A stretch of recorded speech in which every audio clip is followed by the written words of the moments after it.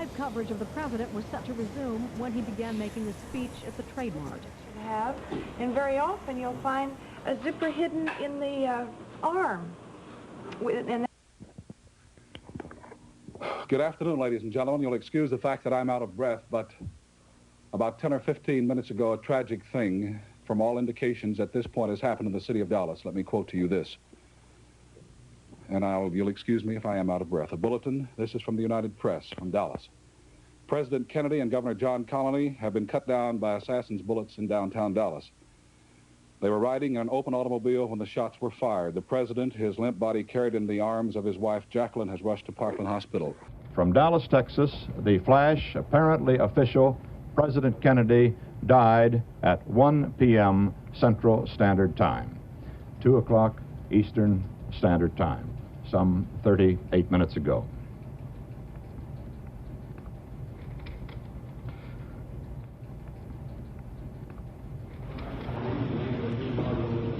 In Dallas, the prime suspect still is being questioned. He is 24-year-old Lee Oswald of Dallas, a former Marine who spent some time in Russia, who at one time had applied for Soviet citizenship. Did you fire that rifle? Press dispatches you people have been getting, but I emphatically deny these charges. Back in Dallas, Oswald was being questioned. He was talking, but admitting nothing and denying everything. Right. Эдуард, вот это окно, вот оно, вот это. Здесь вот на кухне там что-то стоял, стол тогда вот здесь стоял. Короче говоря, вот квартира. Это квартира, вот этот дом номер 4, и это квартира, в которой жил Освальд. Вот это ванна, наверное, в ней и Освальд купался. Ага. И вот так.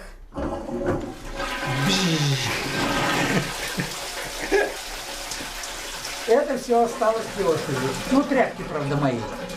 Вот. Это тоже моя полка. Ага. Вы... Я ничего не делал здесь. Да, ничего. Вот повесил вот меняли, это. Да. Я ничего не менял. Да. Даже смотри, потолок меня залил. Там сосед наверху, у него там что-то случилось и потекло. Угу. Капало здесь, вон, видишь? Я тоже не делал ремонта никакого. Понятно. Вот это осталось от Освальда. Ага. Вот. Белорусский ученый уверен, что Освальд не убивал Кеннеди. Вот цитовец. Он написал книгу. Да, он верит, что? Что он? Он верит, что? Он не верит, что Освальд убивал Кеннеди. Не верит. Не верит. И я тоже не верю. Освальд не убивал Кеннеди. А почему Руби на следующий день убил Освальда? Да, Зачем? Да. Я знаю, это очень странно. Не очень странно, это специально подделано. Это у вас в Америке так делают всегда. Если не нужен человек, его убирают быстренько. У вас так сделают. Да. Это да, я знаю. Была странная ситуация, да. Да, нас не надо обманывать. Это вы такие там американцы. Вот. А он дружил с Освальдом. Вот я тебе сейчас покажу. Вот это он книгу, которую написал. Этот вот Титовец. Вот они молодые, вот Освальд и Титовец. Они друзья были. Титовец учил тогда английский язык. И Освальд ему был очень удобен для этого. Они разговаривали, они дружили. Но он уже пожилой дядька. И вот он какой сейчас. И ну вот наши киношники про него сейчас... Еще он работает. Да, так вот он работает.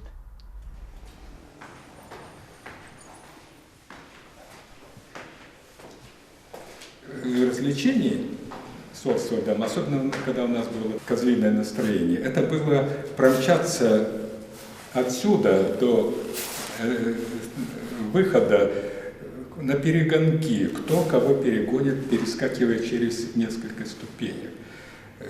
Тогда было очень интересно, вот, и мы так развлекались. Ну, результаты были по-разному, но это было очень интересно в то время, поразительно интересно.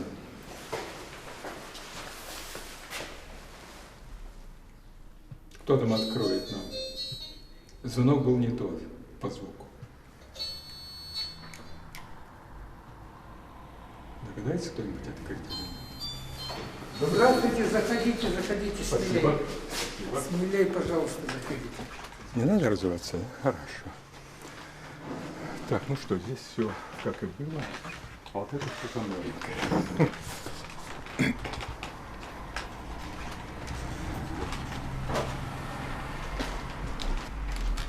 Слушайте, мне казалось, что он выше был, или я вырос. Не знаю.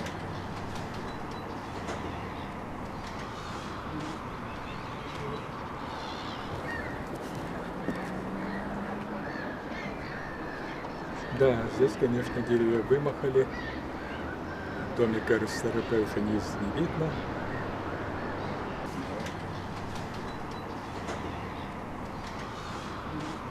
Это вот то, что я наделал тут. Ну, я не очень много. Вот в кухне и вот этот проем.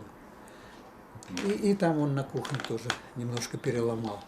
Ну, вы-то тут были раньше. Вот. 50 с гаком. Ну вот посмотрите, 60, последний раз я был в что 62 году. Да. Смотрите, что изменилось. Вот это все не изменилось. Потолок.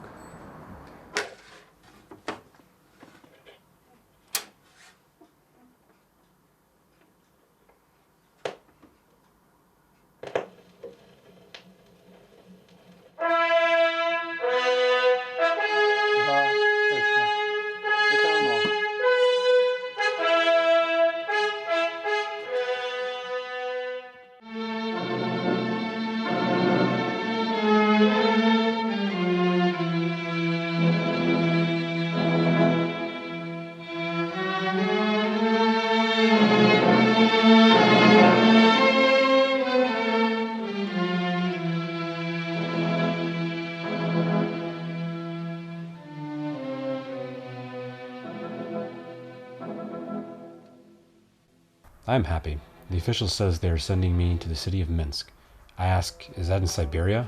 He only laughs. I leave Moscow by train for Minsk, Belarusia. I have a lot of money and hope. I wrote my brother and mother letters in which I said, I do not wish to ever contact you again. I'm beginning a new life and I don't want any part of the old. Arrive in Minsk.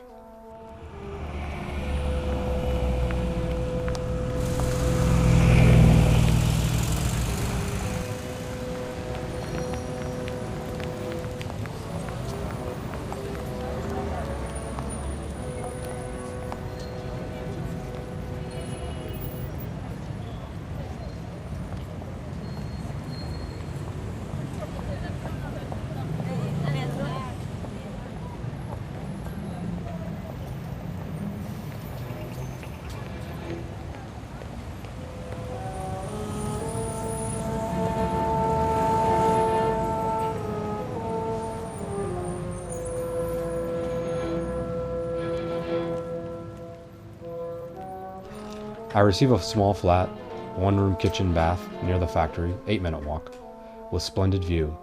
It's a Russian's dream.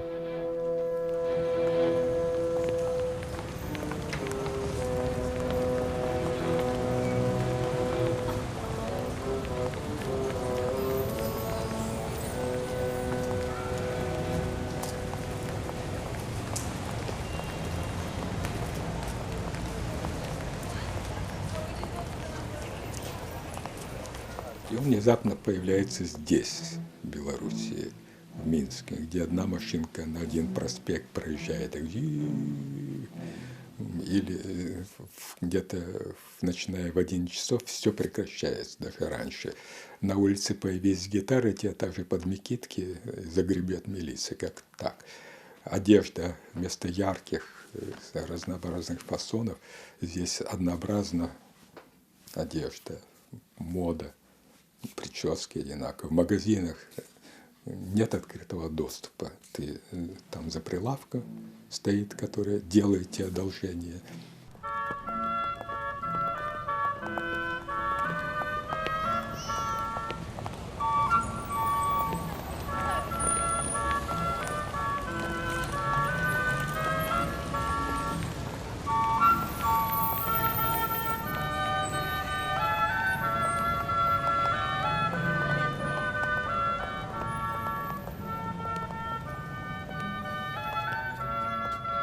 I have become habituated to a small cafe, which is where I dine in the evening.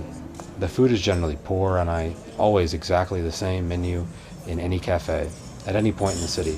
The food is cheap.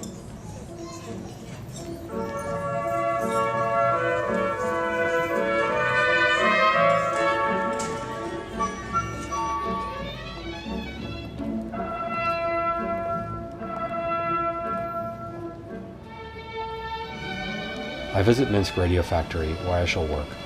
I work as a checker, metal worker. Pay 700 rubles a month.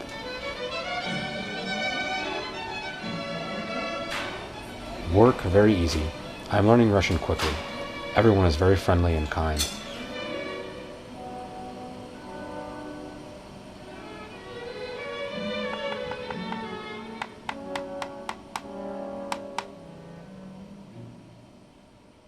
По-русски он говорил вот так, и это накладывало определенный образ на него. Ну, сами понимаете, у нас многое с языком идет, вплоть до того, что, естественно, у него были ошибки в языке, возможно, это вызывало чувство юмора, и в целом, плюс его манера поведения, вот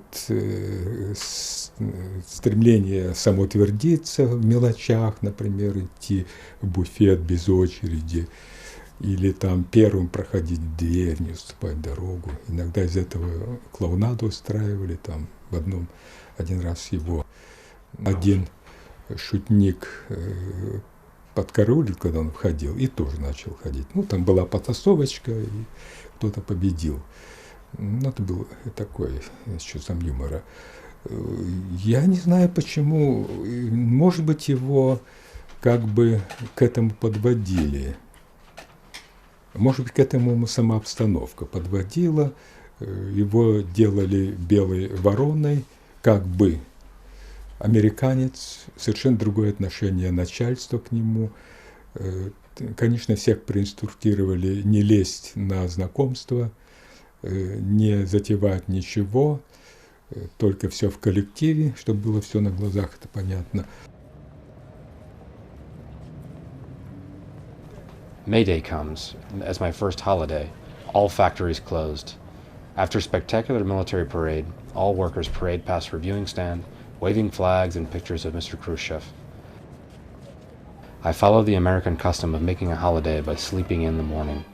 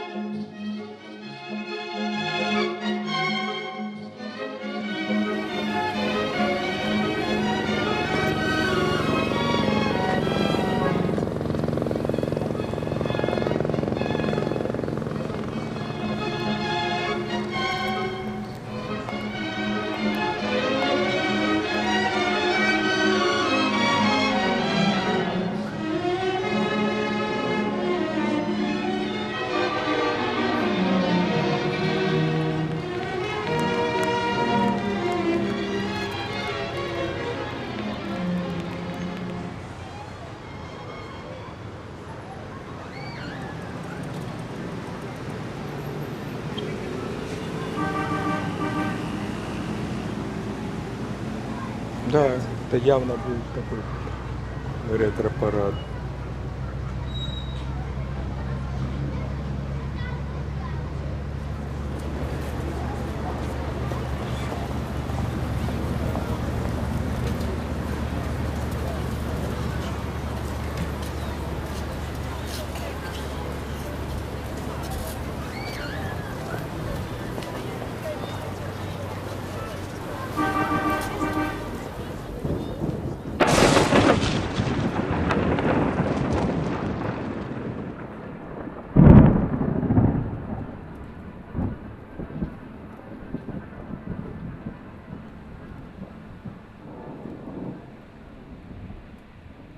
значит, советский кругом, как мы все знаем, такой.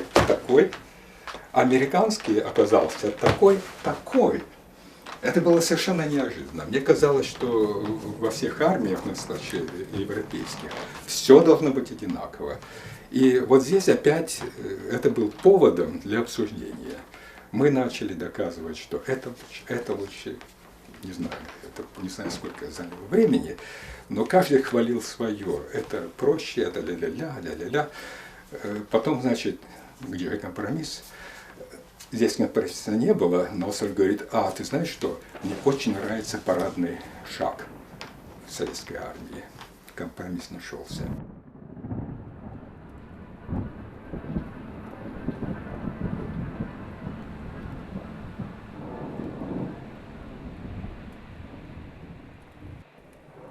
Ну, надо сказать, что я был комсомолец, не имел ни малейшего представления о жизни за рубежом. Железный занавес был очень эффективный. Мы получали информацию только через, значит, советскую среду. И хотя я слушал BBC, там были вещи, которые принимал к сведению и о которых, так сказать, не распространялся. Инстинкт мне подсказывал, что молчи в тряпочку. Но внутренне, конечно, я был комсомолец, я искренне верил в коммунизм, я верил, конечно, готов был защищать Родину, это понятно. Он говорит, у вас хорошо бесплатное образование, медицинская помощь. Он знал уже хорошо быть здесь у нас. Я говорю, вот видишь, какие у нас положительные качества, а вас лечат негр. Он говорит, к сожалению, это да. Я ему опять начал настаивать, что у нас все лучше. Ну, настолько я увлекся и стал категоричен, что он в конце концов говорит, you live here like slaves. Вы живете здесь как те рабы. Вот интересно, вот этот разговор был здесь тет-а-тет, не считая прослушки КГБ, о которой я поговорю, как мы узнали позже. Это было то, что у него действительно было и что у него было внутри. Более того, это для чего он приехал сюда, исследовать, так сказать, получить первое впечатление о стране.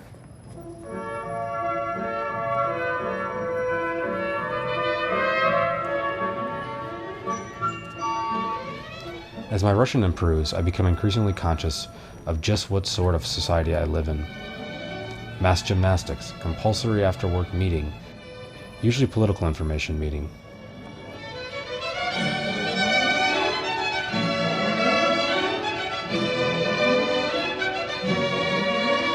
A strange sight indeed is the picture of the local party man delivering a political sermon to a group of usually robust, simple working men who, through some strange process, have been turned to stone. I've had enough. Однажды мы с ним возвращались сюда, и Освальд так задумчиво поднимается по лестнице, говорит, you know, my place must be bugged. И он говорит, у меня в квартире жучки какие-то. Я понял, что у него какие-то тараканы. Вот. А то мне ему говорит, ты знаешь, что жучков всякие это лучше искать на кухне. И тогда меня просветил, что речь идет о подслушивающих устройствах, которые называют жучки. Вот. Ну и мы, значит, все это облазили, ничего не нашли, простукивали и прочее.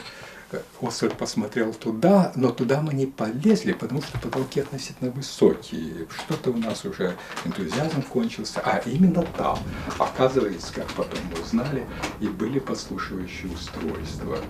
Да, они были туда вмонтированы, там что-то.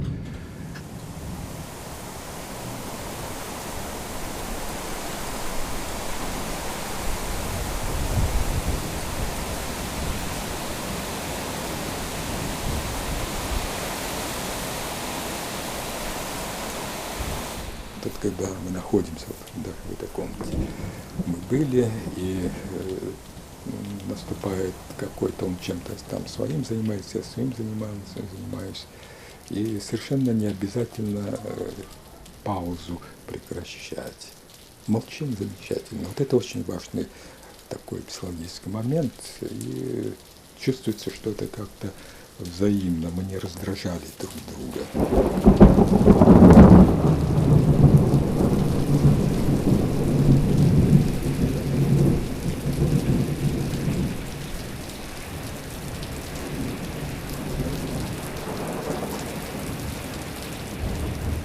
Он говорит, я пойду.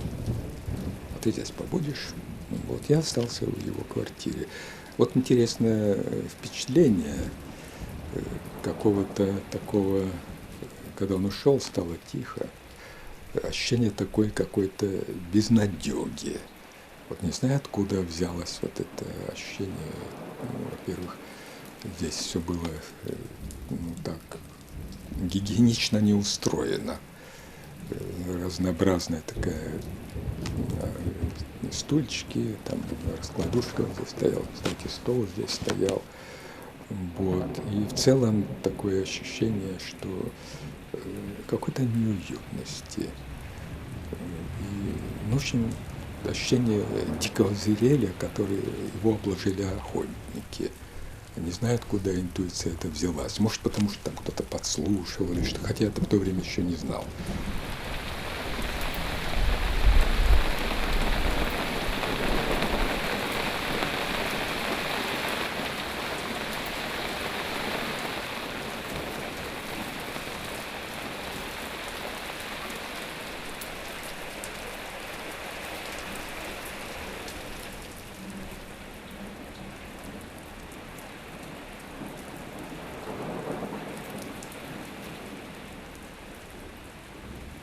Был такой момент, когда мы с ним были на выступлении Мичиганского университета, симфонического оркестра. В конце там вышли артисты, закончилось выступление, вышли артисты и приглашали как бы подходите, поговорим. Ну, народ в то время, конечно, так оглядываясь, кое-кто подошел, кое-кто так попятился, все. Дело кончилось. Мы подошли, и он мне сказал, слушай, дай мне одному побыть. Я отошел, но я слышал, как он разговаривал с своими соотечественниками, он был жалок. И он говорит, я с вами говорил, там над ним так стоят он внизу, он говорит, я говорю, как будто бы с пришельцами из другого мира. Вот это очень хорошо отразило его настроение. То есть он был сугубо одинок в то время. И было действительно его очень и очень жалко. Он здесь страдал от одиночества, от языковой депривации, а это не шутейная вещь, не шуточная вещь. Но со мной это у него пропадало.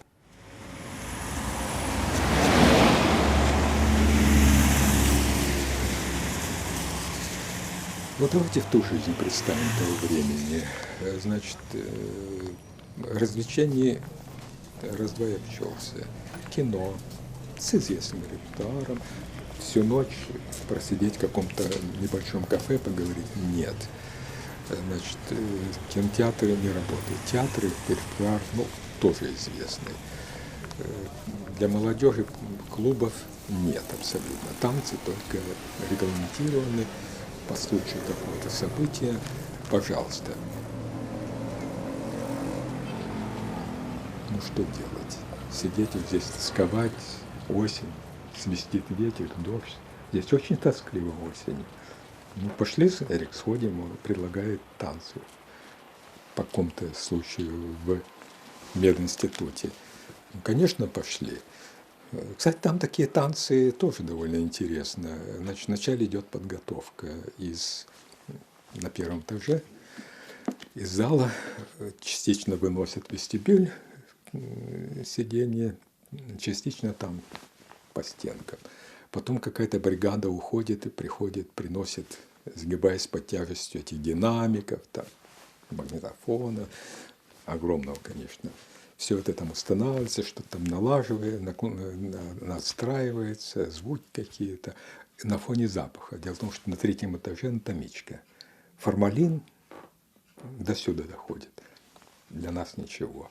Ну и потом, значит, все это налажено, толпа туда, стоят как сельди бочки, ну какое-то пространство здесь, Мы где-то там с Освальдом, ну, он там нацеливается на кого-то, танцует, я там на кого-то.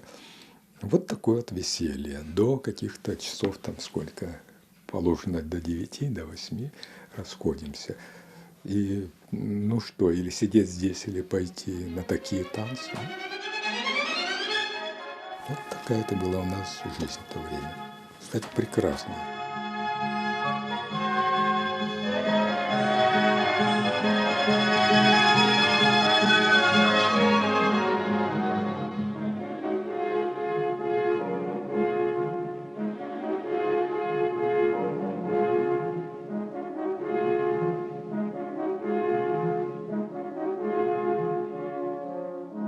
I and Eric go to trade union dance.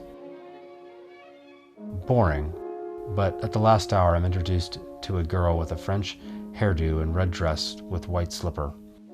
Her name is Marina. We like each other right away.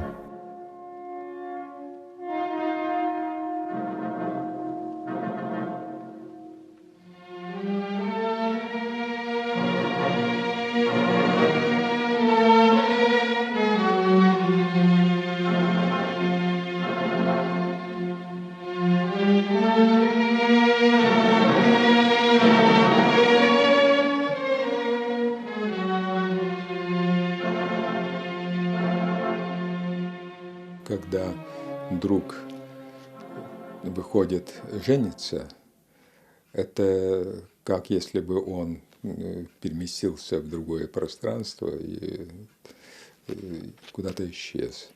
Ну, дело, что молодая семья, уже свободно так не пообщаешься, просто так не зайдешь мимоходом.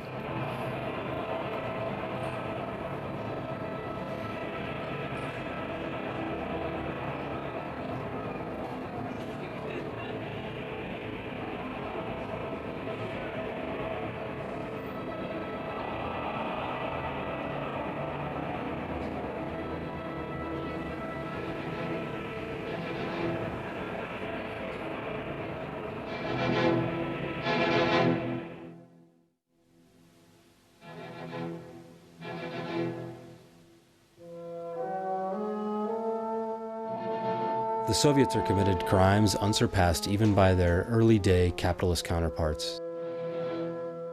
The imprisonment of their own peoples, with the mass extermination so typical of Stalin, and the individual suppression and regimentation under Khrushchev. The murder of history, the prostitution of art and culture.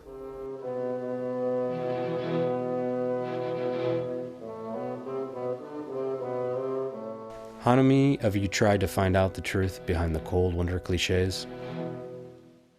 I have lived under both systems. I have sought the answers, and although it would be easy to dupe myself into believing one system is better than the other, I know it is not. Идея была вот этого общества, построенного на том лучшем, на американской основе, но взятое лучше социализма и капитализма, это писал в Афинской системе, без насилия, без насилия. Он же для этого приехал в Советский Союз, он изучал здесь, выстрадал все это, разочаровался.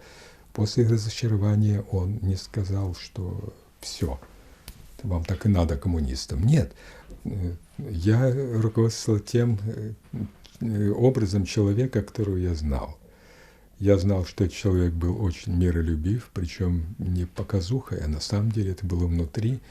Вот даже из мелких вот этих стычек узнается портрет, вот даже когда он показывал мне приемы с ружьем, то бишь с шваброй, как-то чувствовал, что там не было агрессии. Вот когда начинается возня, я, например, могу сорваться, и понеслось. У него нет, всегда присутствуют тормоза. Потом его компромиссность в горячей ситуации, он старается примирить. Потом его менталитет в плане социологии, он же написал целый ряд вот этих эссе, документов рукописных. И совершить насилие, это означает все перечеркнуть.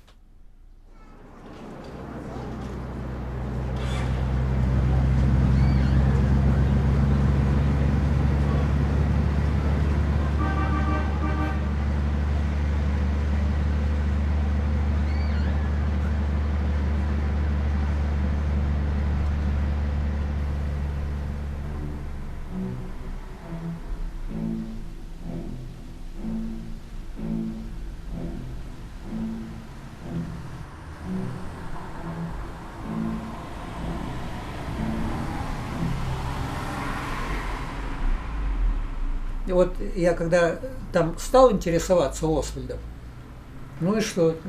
Кто он такой? Кто он? Ну знаешь, что такое мотылек? Да. Летает, он в Америке не усидел, ему там не понравилось. Приехал в Советский Союз, ему тоже тут не понравилось. Обратно уехал. Да. Может быть, он понравился Минск, но он не понравился контроль. Да. Как он там попал на тот этаж, откуда стреляли, вроде бы как он туда попал. Как он работал. Он работал там вообще. Ну, если он там работал, то откуда у него ружье? И вообще, почему считают, что это именно он стрелял? Он что, признался? Он говорил, что он стрелял. Он отказывался. Все это кругом непонятно, это подставили, буржуи это точно все подставили. И его уговорили, заставили или купили, я не знаю, что с ним сделали, с Освальдом. Вот. Которого подставили и обвинили убийцей. И теперь я почему-то думал тогда, что уже точно доказано, что Кеннеди погиб от пули, выпущенной спереди кортеджа, в котором он ехал, да, а не со стороны, где сидел Освальд. А чтобы запутать следствие, срочно нашли этого придурка Руби, который убил Освальда. Быстренько это все проделали. Ну и все, и дальше у меня такое: ищите убийц среди своих толстосумов. Ну, очень интересная точка зрения. Толстосумов и мафиози. Ищите там убийц этих. Я так ему предложил. Но дело в том, что на Западе вот этот мотив, что он такой был самовлюбленный эгоист, который считал, что его недооценили, и поэтому он взял ружье и доказал, что он может, это очень любимая тема. И обывателю она сразу понятна. Ну как же, вот, у нас везде есть такие моменты, мы хотим признания. Он был не такой человек, ему не надо было, у него не было внутреннего, я убежден в этом, такого убеждения, что он недооценен, и ему надо выпятиться. Нет, у него был достаточно в голове, он был достаточно умный, чтобы не грешить вот этим вот.